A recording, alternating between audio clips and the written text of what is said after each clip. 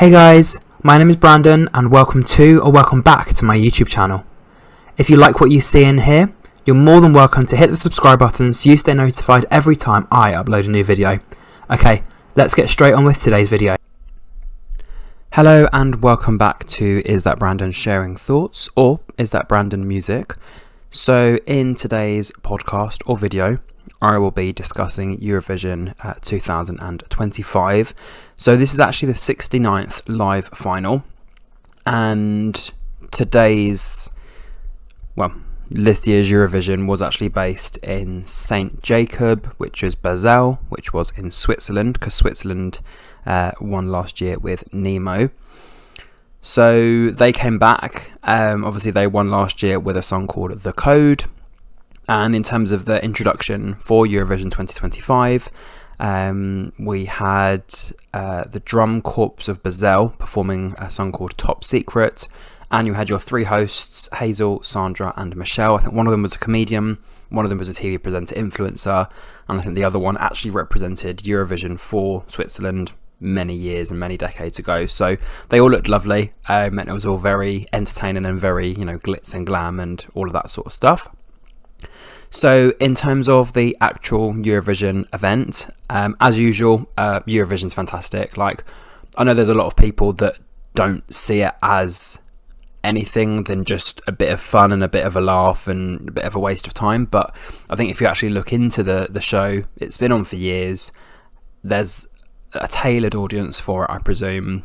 But I think if you're in the industry, anything to do with music or art or creatives or things like that, you know how much effort these people will be putting in to the show, not just the performers themselves, but the people behind the stage, the staging, the lighting, the crew, the camera people, the people that, organise the whole event. So you've got to remember, the country that wins has literally 1 year to put on an entire show that following year. So yeah, as of last year, it was Switzerland who kind of had that 1 year to prepare, get the staging right, work out who was and wasn't going to be involved in the production and things like that. So yeah, it's a lot of hard work, but you've got to think every country has their own way of doing it. So every country is going to do it, their own way.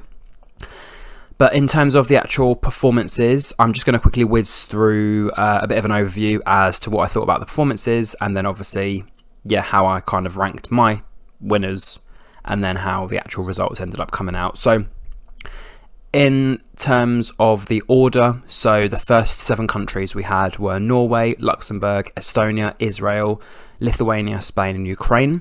They were followed by the United Kingdom, Austria, Iceland, Latvia, Netherlands, Finland, then Italy, Poland, Germany, Greece, Armenia and Switzerland, and finally Malta, Portugal, Denmark, Sweden, France, San Marino, and to top it all off, Albania was the final performer. So if we just quickly go and run through them all. So performance number 1 was from Norway. So that was Kyle Alessandro performing a song called Lighter. So in terms of his performance, I could tell he was one of the younger ones. So you can tell he's got like a little baby face. Like he looks cute. Like that's kind of how you would see him. Like, oh, he's cute. But really nice voice. Almost like a pop star in his own country. And yeah, in terms of the dancing, really, really good dancing. So yeah, I think I kind of gave him an overall of around 32 out of 40. So when I do my ratings, I rate out of 10 for the outfit, out of 10 for the song and the actual singing itself, out of 10 for the performance, so the overall performance, and then dancing out of 10 as well. So obviously if they don't dance, they don't get marks on the dancing, or if their outfit's boring, they don't get marks on the outfit. So yeah, for some of those performers, they didn't actually dance, so their dancing marks were quite low. But the actual overall performance and their singing and their outfit were incredible. So that kind of brought their score back up. But yeah, it's all just a bit of fun. And when I do mark the performances, I'm not like set in stone, right, that's it can't change. But and also for me, the voting for myself doesn't really mean anything, because I'm just doing it based on the one time I've seen that performance, where actually I could keep listening to that song, I could keep watching that performance, and those scores will go up and down. So I'm not too bothered about those. But anyway, moving on to the next country, we had Luxembourg. So that was Laura Thorne performing a song called La Poupée Monte à l'Arçon. So I think this is what I like about Eurovision as well. Countries use other countries. So for example, Luxembourg's title of their song sounded French, so they're kind of using a bit of a French song. But anyway, yeah, her performance must have been alright because I gave her average marks. You then had Estonia, so that was Tommy Cash singing Espresso Macchiato. So again, not sure if that's a play on words of Sabrina Carpenter's Espresso, but again, very unique, very strange performance. Yeah, he even had like a fake person come in and throw coffee at him. Like, it was a bit of a weird performance, to be honest. So not really feeling that one. Up next was Israel, so that was Yuval, Raphael, New Day Will Rise. Again, with the whole situation that's going on with Israel, people were actually confused and concerned why they were still in the show. But I think you've kind of got to differentiate real life to like a singing competition. Like, everyone should be welcome no matter what situation is going on, because they're part of Europe. They should be part of the European Song Contest. So yeah, it's a bit of a difficult one, but I think that's the thing. Like, their performance was absolutely great. Lovely performance, lovely outfit, lovely staging. But yeah, it would have been a bit controversial if they would have won, just because of what's going on at the moment. So yeah, I had a feeling that they were going to do well, but I wasn't sure how well they were going to do. But I like to stay out of the politics and the political things. I like to just keep it relating to the music. So we'll quickly move on. So for Lithuania, we had Catharsis, and they sang a song called Tavo Akis. So I think this was a boy band. I think their outfits were quite average, and the song must have been quite average as well. Then it was Spain, so that was Melody singing Esa Diva. Again, Esa Diva, you can probably tell that's all about her being a diva, her being, sexy and all of that sort of stuff. So very catchy song. And I don't think that's going to be the last we see of her. But again, I don't know how much of a worldwide, like overall vibe people are going to have with that song. I don't know if they're going to go, yeah, that's the song I'm going to vote for. Or if they just go, oh, that was cool, and then move on. Up next, we had Ukraine. So they had a person called Ziffer Blatt, and the song was called Bird of Prey. I did rate it quite highly, so I'm not 100% sure who that was, but the performance must have been alright for me to vote them high as well. Then it was the United Kingdom with Remember Monday, What the Hell Just Happened. I was very, very surprised. It was actually a lot better than I thought it was going to be. I initially knew that the three girls were going to be performing for us probably a month or 2 months before the Eurovision, and this was through Instagram. I must have just seen it on their page, or I think one of my friends shared it. So yeah, really, really good song, really, really catchy. And again, every year we do seem to improve. So you never know, 2026 Eurovision could be me. But no, I doubt it very much. But yeah, very, very impressed with our girls there. Up next was Austria. So this was JJ singing his song Wasted Love. I did actually also have a little quick Google of JJ, and I was absolutely right. So JJ had previously performed on The Voice UK. So obviously had a bit of a glow up since his younger years, and obviously rebranded from whatever his name was before to JJ. I think it was just his name, but he's just called himself his initials now. So yeah, he already had a bit of popularity before. So again, kind of going into this with a little bit of extra upon some of the other contenders. But yeah, still a really, really good song. Iceland, Varb singing a song called Roa. I think that was also a boy band. Latvia, Tomentitas singing a song called Berman Lamy.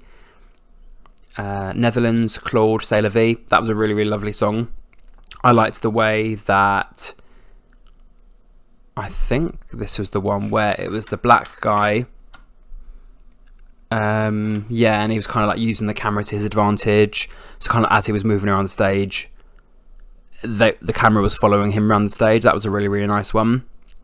For Finland, you had Erika Vikman with a song called Ishkom. So this was there was a lot going on in this performance. I know she was blonde, very colourful outfit, bigger lady, and she was kind of like parading around the stage.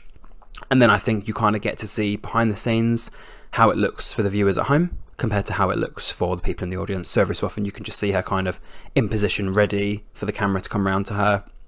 And then she sat on this microphone or something at the end, and there was a lot going on in that performance. But again, similar to the other lady from Spain, it's like good performance, very sexy, but is it going to be a winning performance? Probably not. And then you had Italy, which was Lucio Corsi with a song called Volevo essere un Doro. Can't quite remember that one, obviously quite forgettable. Poland, you had Justina Steczkowska with a song called Gaja. With Germany, you had Abor and Tina singing Baller. I think that was predominantly her singing, and then the older guy jumped in and did a bit more singing towards the end. I do recognise that performance. I think she was in the red. Was she in like the red dress with like black hair or something? I'm not quite sure, but I recognise the name Baller. Song 17 was Greece, so Claudia singing Asteramata. Don't quite remember that one. With Armenia, you had Parg with Survivor. Yep, I recognise this one just because he was really hot. So I gave him quite surprisingly low marks, but basically a guy with his shirt off, singing about surviving and, you know, running on this treadmill and stuff. Like, yeah, if it was the sexy Eurovision song contest, then he probably would have got 10 out of 10 out of 10 out of 10 from me. But yeah, decent guy, decent song. Again, probably just not a winner. Song number 19 was Switzerland, Zoe Me singing Voyage. I think this was a bit more of a ballad, so you couldn't really see much of her. It was more just light in her eye. That was kind of all we got to see. And then when you watch the end of the performance, you can kind of see this piece of paper being taken away from her face, because obviously that's kind of what the audience were able to see. They saw her on the stage with this light in her eye, and obviously as the audience, that's all we got to see on the TV. Song 20 was Malta, so Mariana Conte singing Serving. Again, very catchy song, but being like, you know, serving like a boss girl, like a boss lady, things like that. But yeah, again, it was a very pop kind of song, like a Spanish, Cuban kind of vibe pop song. But again, it was just how popular and relatable that was going to be with the other countries. 21 was Portugal, so they had a group called Napa singing Deslocado. Denmark had Sizzle singing Hallucination. I think that was quite a good song, actually. I did mark that one quite high. 23 was Sweden, a band called Kaj singing Bara Bada Bastu. Had no idea what was going on. I still gave them half okay marks, but I think that was quite an interesting song. Song 24 was France, so Luan singing Maman. Again, very nice song. Song 25, San Marino, Gabri Ponte singing Tutta l'Italia. I think this was the second of the two songs that were kind of taking the mick out of Italy a little bit. I think the other one was Estonia with the whole macchiato thing. So yeah, I think it was just a let's take the mick out of Italy song. So I'm not really sure why that became a theme of the night, but two countries did that. And then finally you had Albania, which was a band or an artist called Shokodra Electronic with a song Zhem.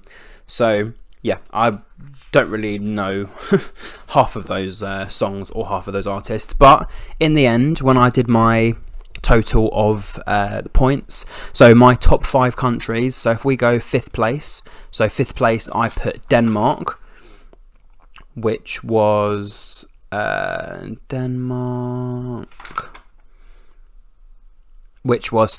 Hallucination, so I put them in 5th place. In 4th place, I actually put the Netherlands. So that was the Claude singing C'est la vie. Again, I loved the camera work in that one.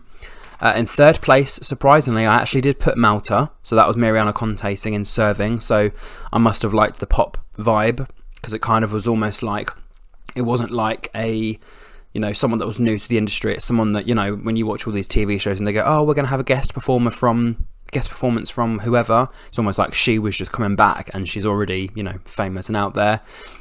In 2nd place, I put the United Kingdom. So, you know, I'll Remember Monday Girls, I did think their performance was really, really good. Joint with Norway. So Norway was, I think, right near the beginning. Norway was right at the beginning. That was Caio Alessandro Leiter. So yeah, I put Norway in the UK, 1st and 2nd, Malta, Netherlands, Denmark, and then I guess the 3 at the bottom were actually Italy, Iceland, and Lithuania. So in the end, with the actual results, so Austria won, they got 436 points. Israel surprisingly came 2nd with 357. Estonia came 3rd with 356, so that Taking the Mick Out of Italy song actually got them the bronze medal. I'm sure my friend was really, really happy about that, because obviously she is Estonian.